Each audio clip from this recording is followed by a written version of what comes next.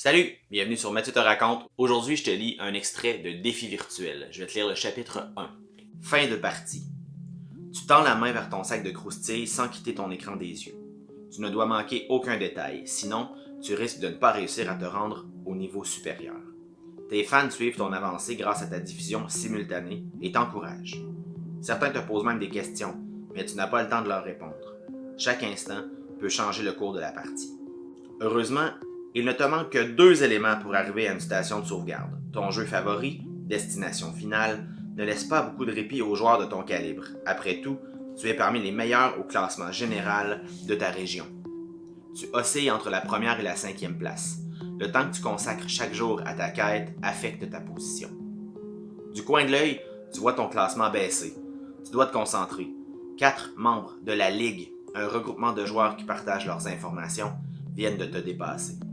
Tu ne peux pas te laisser battre si près du but. Tu t'approches de l'objectif ultime du jeu, la station qui permettra à ton avatar d'entrer à Hauteville. Une rumeur prétend que les joueurs qui atteignent cette étape deviennent employés de Sphinx Studio, l'éditeur du jeu. Ils inventent ensuite des stations supplémentaires ou ajoutent des missions. Autrement dit, chaque gamer qui se rend à la fin apporte sa contribution pour rendre le jeu encore plus complexe. L'univers virtuel évolue et devient de plus en plus difficile à explorer au complet. Ton personnage déambule dans les recoins sombres de Basseville. Depuis que tu as ouvert le jeu ce matin, tu as déjà réussi à franchir 2 stations. Il y a 2 semaines, tu commençais à jouer en descendant du wagon à la première d'entre elles. 2 gardiens en uniforme t'ont expulsé sans ménagement de la voiturette. Ils t'ont ordonné de trouver l'argent pour quitter le trou à rats dans lequel tu venais d'atterrir.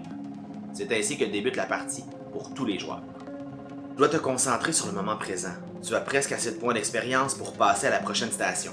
Plus tu trouves de trésors cachés et réussis de missions, plus tes XP augmentent. Ils te permettent aussi d'acheter des éléments supplémentaires qui te donnent certains avantages. Un attroupement devant toi attire ton attention. 2 avatars hyper musclés te tournent le dos.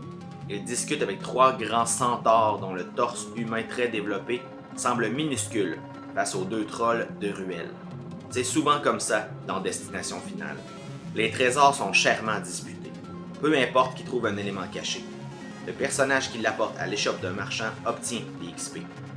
Tes mains relâchent les touches de ton clavier. Ton avatar s'immobilise.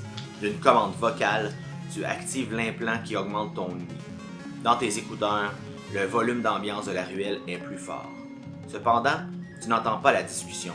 Ils utilisent sûrement un brouilleur de signal. Aucun dispositif électronique ne peut permettre de les espionner. Si tu veux saisir leurs paroles, tu devras t'approcher. Les 2 types très baraqués lèvent les poings. Tu remarques les muscles qui bougent sous leur peau et tu frissonnes. Tu croises rarement des trolls de ruelle. À côté d'eux, ton avatar mince et discret semble minuscule, même s'il est capable de se glisser dans des endroits étroits et difficiles d'accès. Les grosses buttes abattent leurs poings vers les centaures qui dégainent de minces épées électrifiées et ripostent. La rixe fait bientôt rage devant toi. Les adversaires se déplacent et tu es excité, car tu pourras voir pourquoi ils se disputaient. Tu replaces tes doigts sur les touches du clavier, prêt à agir. Tu actives ton aptitude de déplacement furtif. Elle t'a coûté beaucoup de XP, mais elle vaut son prix en pareille situation. Tu te glisses subtilement le long du mur de briques. Tu aperçois enfin ce qui était tant convoité, une pierre Dakar. Parmi les artefacts de ce monde futuriste, les pierres Dakar sont rarissimes et valent très cher. C'est la première que tu vois. Heureusement, tu as bien mémorisé la liste des reliques de grande valeur et tu sais l'identifier. Ravi, tu tapes la combinaison de touches qui te permet d'activer un accélérateur instantané. À l'écran, tout devient flou, tandis que ton avatar se précipite derrière les centaures. La pierre rouge brille au moment où la main gantée de cuir de ton personnage la saisit. Tu caches le trésor dans le sac qui pend à ta hanche gauche et tu te sauves. La jauge dans le coin supérieur droit de ton écran indique que ton accélérateur instantané sera épuisé dans 5 secondes. Tu ne perds pas de temps et tu fuis la bataille. 4 secondes. Un cri résonne dans tes écouteurs. Un centaure t'a vu t'enfuir. Tu pianotes sur ton clavier pour faire tourner ton avatar dans une autre ruelle. Tu évites la carcasse calcinée d'une voiture volante écrasée contre un lampadaire. 3 secondes.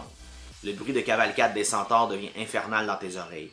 Tu entends aussi le pas lourd de trolls des ruelles. Une porte métallique s'ouvre sur un mur de briques à ta droite. 2 secondes. Un videur aux longues canines, au front proéminent, sort d'un casino clandestin. L'orque ne te voit pas quand tu te glisses entre le cadre et lui. Tu poses les pieds sur un carrelage grisâtre et glissant. 1 seconde. La couche de graisse qui recouvre le sol te fait perdre pied. Tu tombes vers l'arrière. L'effet de l'accélérateur instantané est terminé. Le monde reprend sa couleur normale. « Qu'est-ce que tu fais ici, toi ?» te demande la voix profonde de l'orque. Tu pianotes sur ton clavier et ton avatar se relève en position de combat. Tu sais bien que tu n'es pas de taille à te battre avec tes poings seulement. Tu remarques autour de toi des casseroles qui pourraient te servir d'armes. « Réponds à la question !» grogne l'orque. Méfiant, il reste immobile à te fixer. Tu remarques alors une vitre pare-balles sur le mur de gauche. Dans Destination Finale, chaque détail a son importance. Chaque élément peut t'aider dans ta quête. Tu tends l'oreille et tu réalises que les seuls sons proviennent de la ruelle. Ce n'est pas un casino illégal ou le repère d'un groupe de fées mafieuses. C'est une échoppe cachée. Tu jettes un coup d'œil sur les mains de l'orque. Elles sont propres. Ce n'est pas un videur, c'est un marchand. Je viens pour un échange. Le visage de l'orque s'adoucit. Il claque des doigts.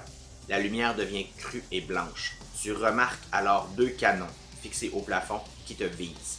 Évidemment, le marchand se protège, car certains joueurs ne respectent pas l'immunité des échoppes. Il est interdit d'y sortir une arme ou de s'y battre sous peine de perdre beaucoup de XP. Qu'as-tu à échanger? Une pierre d'accord. Tu la tends vers lui. Oh, elle est d'une grande qualité. J'ai rarement donné 30 points d'expérience dans un même échange. La substitution se fait sans que tu dises autre chose. Ton compte de XP monte en flèche. Tu jettes un coup d'œil sur le classement des joueurs qui se trouvent à ton niveau. Tu les dépasses par une grande marge. Merci de votre transaction, dit l'orque. Maintenant, quittez ma boutique. Il appuie sur un bouton à son poignet. Tu te retrouves dans la ruelle, devant la porte. Sans attendre, tu te jettes au sol pour éviter d'être repéré. L'entrée du métro la plus proche n'est pas très loin. Tu t'y rends en longeant les murs pour demeurer discret. Tout se passe sans problème et tu descends l'escalier vers le transit.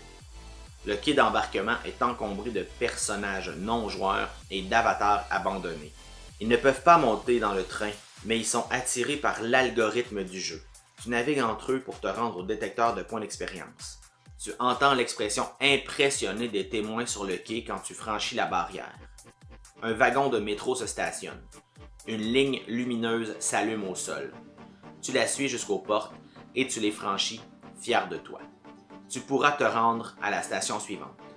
Le wagon est vide, mis à part un vieillard à la longue barbe grise. Il hoche la tête et te demande « Tu es prêt à passer au niveau supérieur? » L'endroit où tu te rends sera semé d'embûches.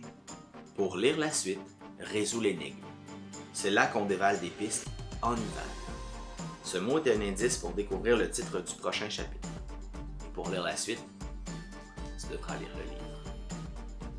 N'hésite pas à t'abonner à ma chaîne pour découvrir plein d'autres romans.